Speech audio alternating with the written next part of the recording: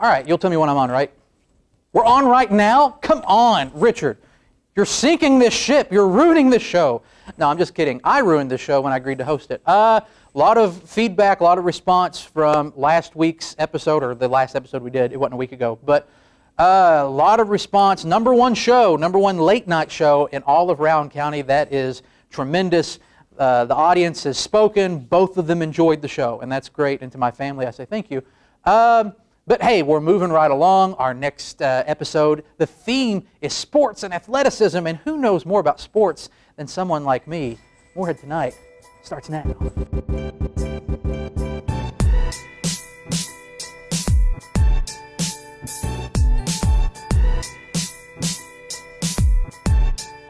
Yeah, buddy! It is. That's a new thing I'm trying. It's a new catchphrase where I just say yeah a really long time, and then I just say a nonsense word at the end, like buddy, or yeah, doggies, or yeah, yippee-yo, yippee-yay. That's what kids say these days, right? I'm pretty hip and with it when it comes to kids. I mean, you see my tie. That's what all the kids are doing these days, wearing ties.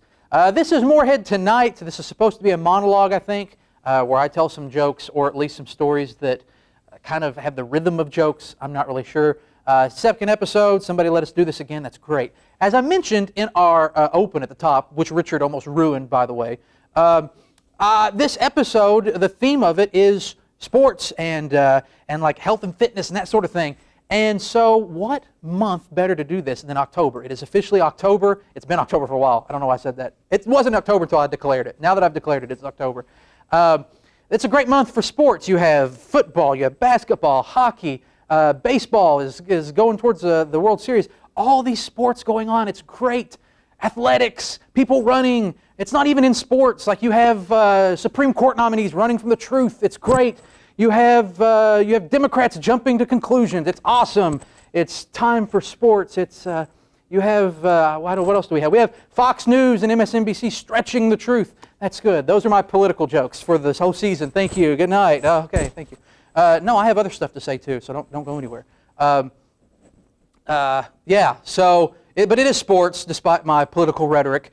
We have a lot of sports in October, and I like that as a sports fan. My favorite sport is the NFL. I think it's probably the most popular of the sports. I think the people in the studio here that are part of my crew, I think they enjoy the sport as well. That's why they're taking a knee during the monologue. I appreciate that. No, I'm just kidding. They're not taking a knee during the monologue. They're actually just praying that the show ends. And I can't blame them. I love a religious group. That's good. But no, I'm a big fan of football. I like watching football. You know what I really like about football is the names in football. There's a lot of really good names. There's a defensive player for Green Bay. He used to play for Alabama. His name's Clinton Dix. You can't make that up. That's his real name. The best NFL name of all time, and you can look this up. Offensive coordinator for the Detroit Lions. His real name, his parents chose this name, decided, yep, this is good. His name is Jim Bob, stay with me now, Jim Bob Cooter. Someone looked at a baby and said, that's this baby's name, Jim Bob Cooter. I love Cooter, don't get me wrong, but it just doesn't seem like the type of name you give someone. He was really his hands were tied in terms of occupations, right? It was either offensive coordinator or a guy that sells shrimp at a gas station or something, Jim Bob Cooter. But anyway, I don't want to dwell on Cooter too long. We have a great show coming up for you today. For those of you who haven't turned off the show in anger or disgust or at my political affiliations or non-affiliations. We have a great show. We have Coach Johnny Bush is going to be here. He's the coach of the Rose Hill Royals, the basketball team, varsity basketball team. We have a segment from Chaz Jenkins and Jaden Swiger, and maybe some laughs will appear sometime during the show. I don't know. We'll find out right after this. Morhead Tonight.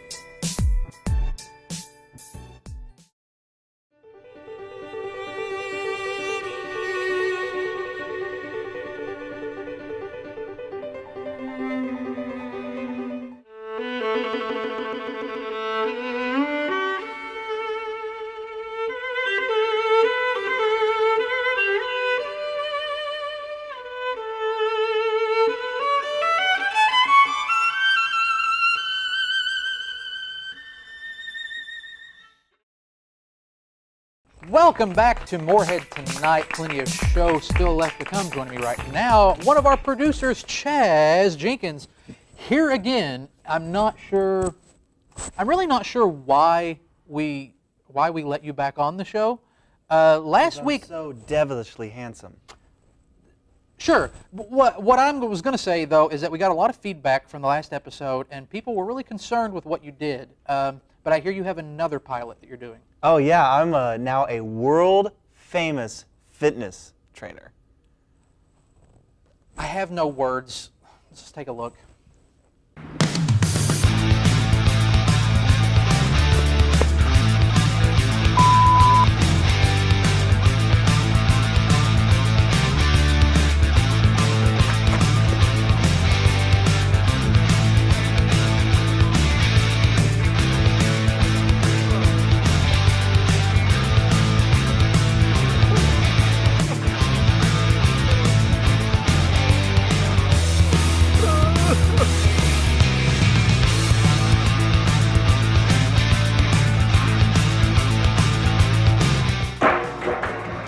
Tired of not being able to get some abs, nothing but a six-pack of pudding cups? Well, then am I here to help you. My name is Chaz Jenkins, and I am a world-renowned fitness instructor. And with my 3-step program, you'll have the best guns in the gun show, baby. Let's get started. So our first step is jumping jacks, a classic training step. I shouldn't have to explain how it goes. Just watch this video, and it'll work out to your benefit.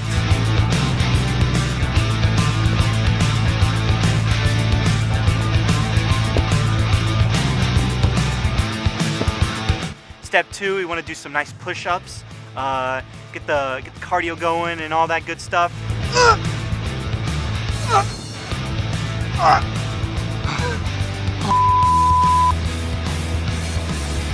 Step 3 is just jogging in place, doing a little running man. And if you can do that, then you're going to have abs as good as this, boy. What more can I say?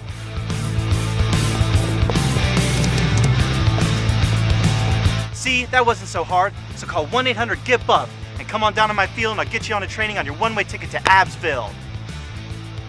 See you there. So beautiful. God, I'm so hot. All right, so we've seen that clip, and I don't know what to say. You're going to call a number and get some trainings in with me, I'm sure. No, that's not going to happen, but... Hey, I'm all about self-confidence, man, but you could hit the gym. And you know what? Everybody could use a hit to the gym. So just call me, and we will get down there and get some abs going. First off, if I flex, my suit will rip. So first off, that is for everyone's decency why I don't do that. Second off, I like that you stuck to our theme for today's episode, athletics, all that good stuff. That's not getting picked up. I mean, you could say what you want. I understand you're jealous of this rippling hot body that I've got, and that's okay. But no need to be a hater, man. I don't mean to be a hater, but what I do mean to do is throw the break, and we'll come back with our guest, Johnny Bush, right after this.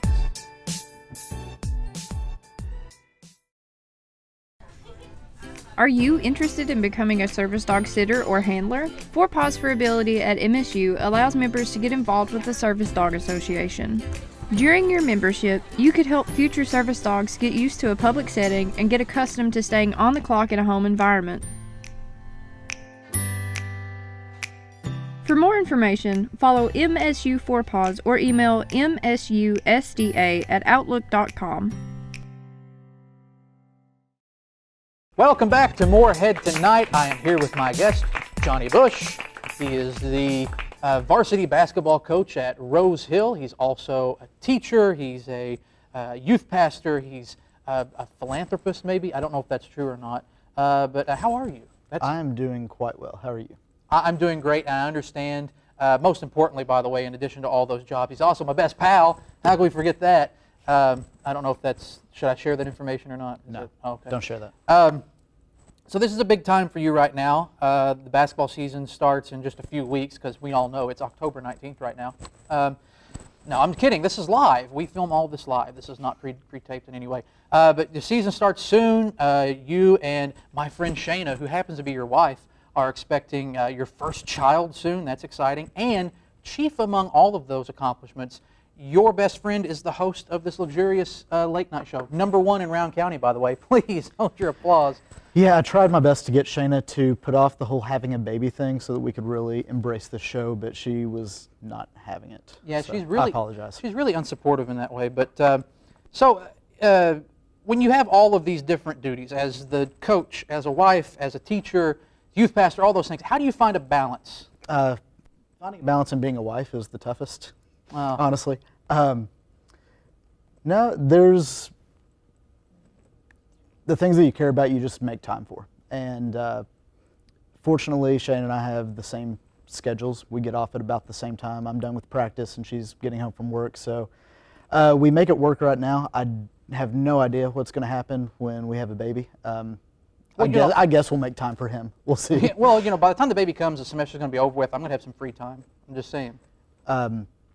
If we can get my number up on the screen, I would love to have a sitter that is not William Adams. First off, I edit this show and we're not putting a number up. Second off, I will work for free, so that's important to keep in mind. Yes, you're hired. So how long have you been coaching? Because I know you've been varsity coach now. This is going to be your second season, but how long have you been coaching in general of all the sports you've coached? I have coached track, varsity track for 6 seasons at Rose Hill. Second season coaching varsity basketball. I did coach middle school basketball a year before that, so Yeah. I try to stay pretty busy. That's true. And for a man your age, we should mention you are in your late 60s. Yes. So for you to be It able keeps to, me young. Yeah, to be able to do that is pretty impressive. So what are the biggest challenges for coaching, especially teens? I mean, because all your kids are teenagers. What's that like?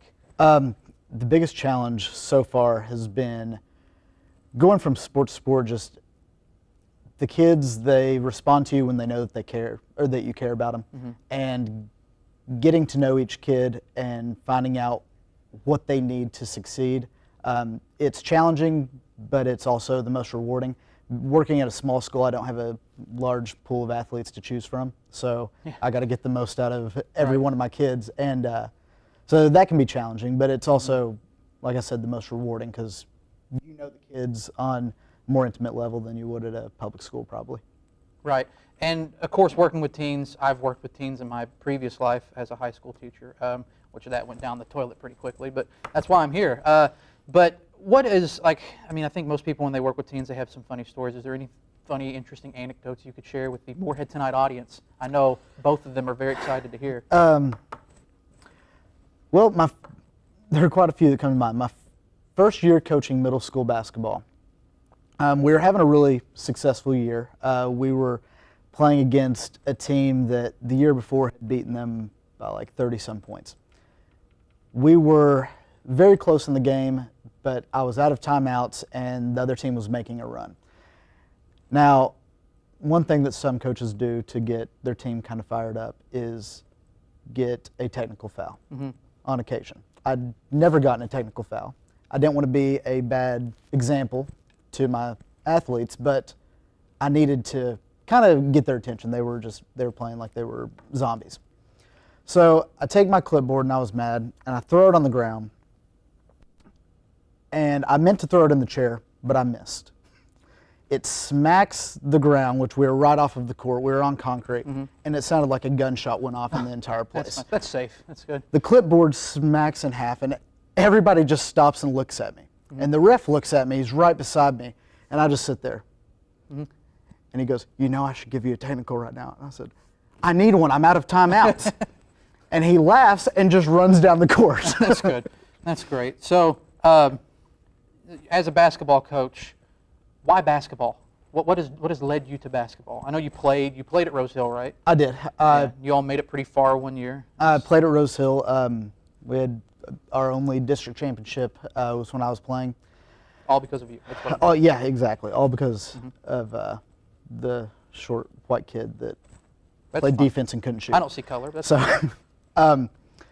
no, I started playing basketball when I was a kid and just loved it. I was always around it. When I wasn't playing, I was at AU tournaments with my brother. Watching him play, it was just kind of what my family did. And I also did track and cross country, so I got into coaching that just because Rose Hill needed a coach. And had a lot of success doing that. We had Yeah. Roseville's only state champion. And then the job for the basketball coach open, they asked me to apply, and just kind of worked out. You were the only one that applied. That's what Stephen Middleton told us last week. He got the job here at Morhead State because he was the only one that applied. So that seems, we have a theme going here. promising. Yeah, we have a theme going on the show. It's just people that just were in the right place at the right time. All right, one last question before we leave. I have to ask one big question, and that is this. You have full access to any former NBA, NCAA player or coach, living or dead, full access to them. You can pick their brain. Who do you choose in order to help you coach? The one in order to help me coach would probably have to be the guy that he's the reason that I fell in love with basketball, watching the 1997-1998 NBA Finals on the very popular Utah Jazz. I'd have to pick John Stockton. Of course. He is my favorite player of all time, and who I tried to unsuccessfully make my game look You came like his. close. That's what I hear. So I hear close. people on the street, they call you the John Stockton of Ashland, Kentucky. That's what I've heard. That's what Do I'm that. trying to call you. They call me the Karl Malone of Ashland, Kentucky, because I steal people's mail, and it's a felony, and I've got charges pending. But I've got the suit for court, so we're good to go there. All right, we are done with this interview. I have started a thing last week where I just let people touch my monkey to end the interview. I've given you full permission to do so. You're sure? I'm sure, Okay, positive. we Go ahead. have this. I have permission. You have permission. Go ahead. Look at that. He's touched the monkey. We got more Yes. Morhead tonight. Hi, I'm Jay Morgan, president of Morhead State University. You're watching MSU TV. So, we have made it to the end of another episode. It is time to close up shop. Did you enjoy the episode, Chicken? Yes. I had a rubber chicken on the desk this episode and last episode. He's not played a role into an episode yet, but he might. I don't know. We'll see. Because, you know, who wants to bring a chicken to a show and then just not use them? That's crazy talk. My monkey's still here too, so don't worry about that. What did we learn on today's show? Well, we learned that Johnny Bush could not control when his wife is going to have a baby, so unfortunately he's going to have one during the run of this show, which seems really inconvenient. We learned that Chaz Jenkins just is very weak and very fragile. And we learned that Jim Bob Cooter is a real person. And that's worth knowing. That's all I have right now. There's no, I feel like I should have some sort of grand revelation here at the end of the show, but I do not. So instead, I'm going to say goodbye, and until next time, make good decisions. We'll see you. Yo, I ain't here for the money, I ain't here for the fame. Though it might be nice to own a jet plane, I'ma do it all for you. Come along and see it's true, but the world is pretty cool.